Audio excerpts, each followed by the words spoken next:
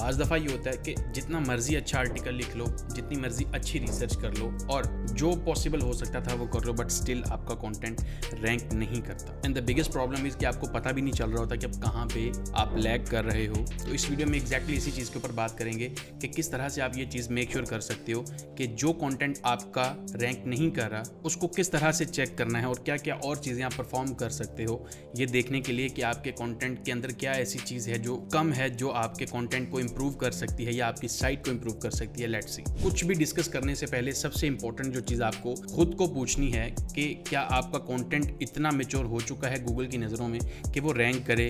Do not expect a page to rank within 1 week 1 month. एक page अगर आप publish करते हो अपनी साइट के ऊपर, और साइट की एज पे भी मैटर करता है कि वो कितनी एजिड साइट है। जितनी एजिड साइट होगी उसके ऊपर कंटेंट उतनी ही जल्दी रैंक करता है। But there are still other factors जो कि रोल प्ले कर रहे होते हैं, जैसे कि इंटरलिंक्स हैं, बैकलिंक्स हैं एंड और काफ़ी छोटी छोटी चीज़ें हैं। सो फर्स्ट ऑफ ऑल आपको कम अज़ कम 6 मंथ्स की विंडो देनी है अपने ब्लॉग पोस्ट को to rank on higher spots. अगर आपके आर्टिकल को टाइम कम हुआ है then you need to wait, because there is nothing you can do.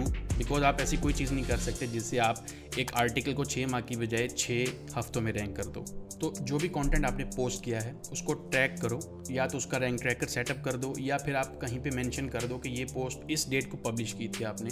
And then time के साथ साथ आप उसकी प्रोग्रेस पे नज़र रखो। उसके लिए आपको गूगल सर्च कंसोल यूज़ करना है। आप उस पोस्ट के पर्टिकुलर पोस्ट के इंप्रेशंस के ऊपर नज़र रखो, क्या वो ग्रो कर रहे हैं। That's a good sign to look at it. अगर तो इंप्रेशंस ग्रो कर रहे हैं that means the article is moving in the right direction. So जब आपने ये देख लिया है कि आपका पेज काफ़ी एजिड हो चुका है बट स्टिल रैंक नहीं कर रहा, अब अगली चीज़ जो नंबर 2 पे आती है जो आपने देखनी है वो ये है कि जो आपका कंपेटिटर है जो आपसे ऊपर रैंक कर रहे हैं वो कितने बैकलिंक्स के साथ हैं एंड उस कंपेटिटर की साइट की एज कितनी है। तो अगर आप कंपेयर करो, एक साइट अगर 10 साल पुरानी है और आपकी साइट 1 साल पुरानी है, तो हाउ कैन यू एक्सपेक्ट कि आप 1 साल पुरानी जो साइट है वो एक 10 साल पुरानी साइट को बीट करे। उसकी कोई लॉजिक नहीं बनती, बिकॉज उस साइट का आपसे ज़्यादा ट्रस्ट है। तो detailed analysis of backlinks is a must. उसके लिए आप Ahrefs यूज़ कर सकते हो, अगर नहीं एक्सेस में आता तो SEMrush यूज़ कर सकते हो। SEMrush का जो डाटा है वो बैकलिंक्स के लिए इतना रिलायबल नहीं है, बट स्टिल आपको एक आइडिया मिल जाता है कि आप किस चीज़ के साथ compete कर रहे हो। अगर आपको SEMrush चाहिए तो डिस्क्रिप्शन में एक सेलर है, वो आप सेल करते हैं, आप उनसे भी ले सकते हो। बट अगर फ्री में चाहिए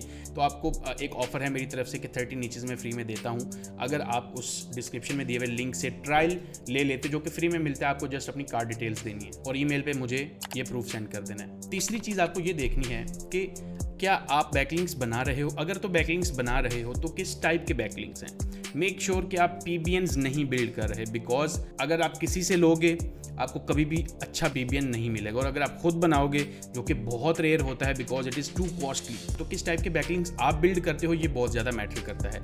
हमेशा आपको अच्छी साइट्स, रेलेवेंट साइट्स से कंटेंट बैकलिंक लेना है। दैट मीन्स जो कंटेंट में से आ रहा हो, फुटर से ना हो, मेन्यू से ना हो, कमेंट्स में से ना हो। अगर आप इस तरह के बैकलिंक्स नहीं बिल्ड कर सकते, इन्वेस्टमेंट नहीं कर सकते, तो एटलीस्ट फाउंडेशनल बैकलिंक्स के ऊपर थोड़ा सा टाइम स्पेंड करें, because you need to make backlinks. और बैकलिंक्स एक वोट की तरह काउंट होता है और वोट आपके ट्रस्ट को बिल्ड करता है, क्रेडिबिलिटी को बिल्ड करता है। नंबर 4 पे आपने ये देखना है क्या जो कंटेंट आपने लिखा है वो जो ऑलरेडी लोग रैंक कर रहे हैं क्या उनसे बेहतर है। तो इसको देखने के लिए अगर आप कहो कि हाँ मेरा बेहतर है content without verifying, that will be a mistake. So a good tool for this is neuron writer, जो आपको एक्चुअल में बताता है कि आपके कंटेंट में क्या क्या डाटा एग्जिस्ट करना चाहिए फॉर दैट पर्टिकुलर कीवर्ड, जिसके बगैर आपका पेज एलिजिबल ही नहीं हो सकता वहाँ पे रैंक करने के लिए, because it will not look relevant. Number 5, अब आप ये देखो जो पेज आपका है वो ऑर्फन पेज तो नहीं है। दैट मीन्स कि वो ऐसा पेज तो नहीं है जिसको ना तो किसी आपकी साइट के दूसरे पेज से इंटरलिंक आ रहा है और ना ही ये पेज किसी दूसरे पेज को इंटरलिंक दे रहा है। तो जो एक्सटर्नल बैकलिंक्स जो आपकी साइट को किसी और साइट से मिलते हैं, उससे मिलते जुलते बैकलिंक्स आप इंटरनली बिल्ड कर सकते हो from other related pages to your page. इसी तरह से क्लस्टर बिल्ड होता है, टॉपिकल अथॉरिटी बिल्ड होती है,